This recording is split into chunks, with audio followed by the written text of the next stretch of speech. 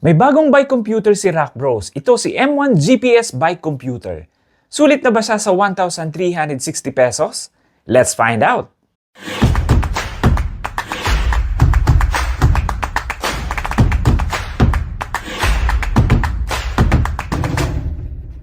Hey guys, it's Mr. B. First of all, Happy New Year sa inyong lahat and shoutout na rin kay Sir Chard Neo. Sir, salamat sa suporta and ride safe lagi. Ngayon lang ako bumili ng bike computer dahil meron naman akong ginagamit na free app gaya ng Strava para makapag-record ng bike ride.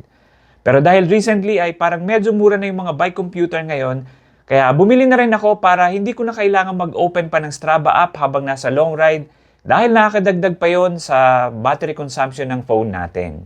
And since yung mga bike computer naman ngayon, lahat ng nare-record nito ay pwede mo na rin i-share ngayon kay Strava. Review natin ngayon si Rock Bros M1 GPS Bike Computer.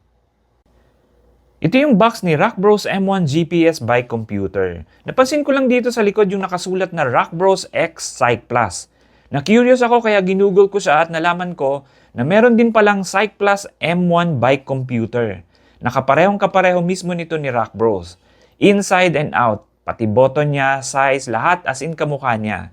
So I guess ito ay collaboration ni Rock Bros and Cyc Plus para makapagbenta ng bike computer na ang model niya ay M1.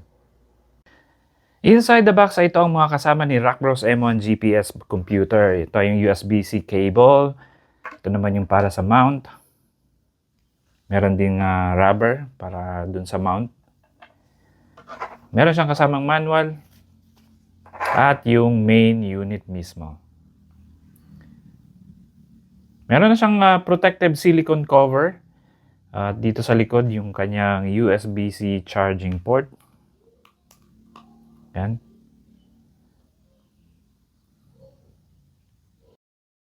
Ito naman yung para sa mount connector. Features nito ni M1 ay meron siyang 2.9-inch large display, 35 hours battery, Bluetooth 5.0, capacity of 150 hours data, app data sync with Strava, auto pause, automatic backlight, fast and accurate GPS, support connection of heart rate, speed and cadence sensor, and power meters. Rated IPX6 kaya rainproof na rin siya. At ang charging time naman niya ay nearly 3.5 or 3.5 hours. To power on the unit, kailangan mo lang i-long press itong left button. I-long press natin siya. Yan. Sa display niya, meron siyang time. Ito yung GPS logo. Kailangan natin makakonect. Hintayin natin makakonect yung GPS natin. Ayan, nakakonect na kagad siya. Mabilis lang. Ito naman dito yung temperature at yung battery logo. Para i-set up pa yung ibang settings natin, kailangan natin i-long press itong pinaka right side button.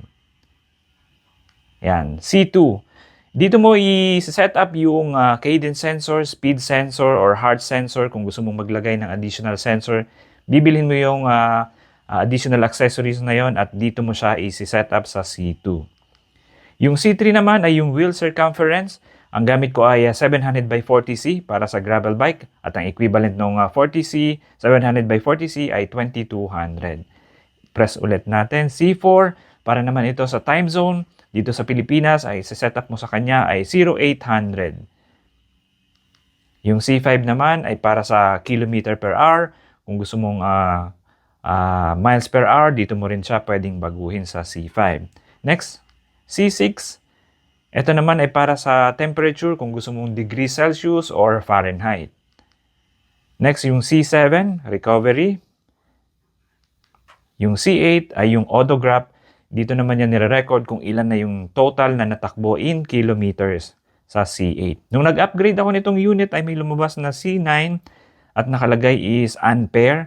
I'm not sure kung ano tong settings na to pero baka itong i-ampere mo yung unit doon sa mobile phone na gamit mo. I-long press lang natin itong pinaka right button at babalik na siya doon sa main page nitong unit. Kapag ready ka nang mag-ride, ay press mo lang itong pinaka-left button. Press mo lang ng once. May lumabas na play. Ibig sabihin nun, nagre-record na siya at meron din siyang pause button. Ibig sabihin nun, na-detect ng sensor na nakahinto ka kaya nag-automatic pause din siya. Kapag tapos ka nang mag-ride, gusto mo nang isave yung ride mo, i-long press mo lang tong nasa center na button. Long press natin, nawala na rin yung pause button. Ibig sabihin nun, na-save na niya yung ride mo. Tinesting ko yung accuracy nito ni Rock Bros M1. Sakto naman nag-aya ng medyo long ride yung bike body ko na sa Urge.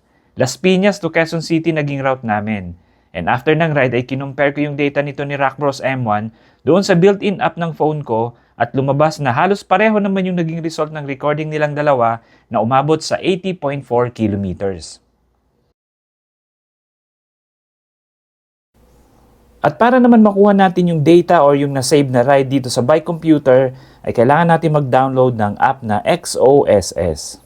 Kapag nakapag-download ka na, add mo lang muna yung device mo, piliin mo to si Cycplus M1, pareho lang yan ni Rock Bros M1 bike computer. Kapag na-add mo na siya, ay click mo lang yung device na M1 at pupunta tayo dito sa storage. From storage, diretso na tayo sa workout at dito na lalabas yung list ng data or yung ride na na-save ni bike computer. Para makuha natin siya, mapunta siya sa app natin, kailangan click mo lang yung edit at dito sa baba, click mo lang yung all or yung sync, tapos click mo yung sync. Kapag na-sync na natin siya, ay pupunta tayo dito sa app. Ito yung main page ng app. Click natin yung workout at eto na yung na-save na data or yung bike ride na nagawa natin. Para ma-share naman siya kay Strava, kailangan mo lang dito, i-connect mo lang yung Strava mo dito sa XOSS app mo. At kapag may permission ka na, ayan, like for me, na-add ko na siya. Lahat ng mga bike ride na nagawa mo ay automatically masisync na agad siya kay Strava. Pag tinignan natin si Strava, yan, eto na mismo yung bike ride na na-save ni bike computer. So, ganun lang siya kadali gamitin.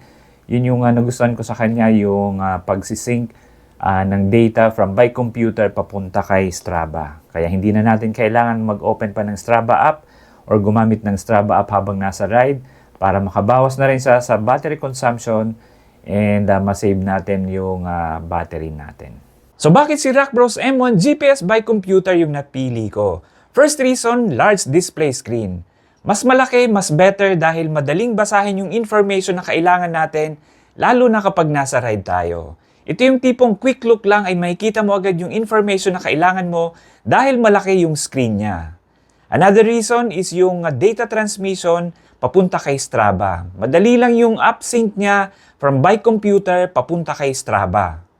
Third reason, battery life. 35 hours battery ang capacity nito ni M1, kaya sobra pa ito para gamitin mo sa whole day ride mo at pwede mo pa siyang gamitin the next day. Sa presyong 1,360 pesos, para sa akin ay pwede na si Rock Bros M1 GPS bike computer. Although nabitin lang ako sa kanya sa customization dahil very limited yung mga pwede mong i-customize sa kanya. Pero okay lang yon dahil meron naman siya ng mga basic na kailangan ko sa isang bike computer. Okay guys, thank you for watching this video. Please like and consider subscribing. I'll see you again in the next one. Ciao!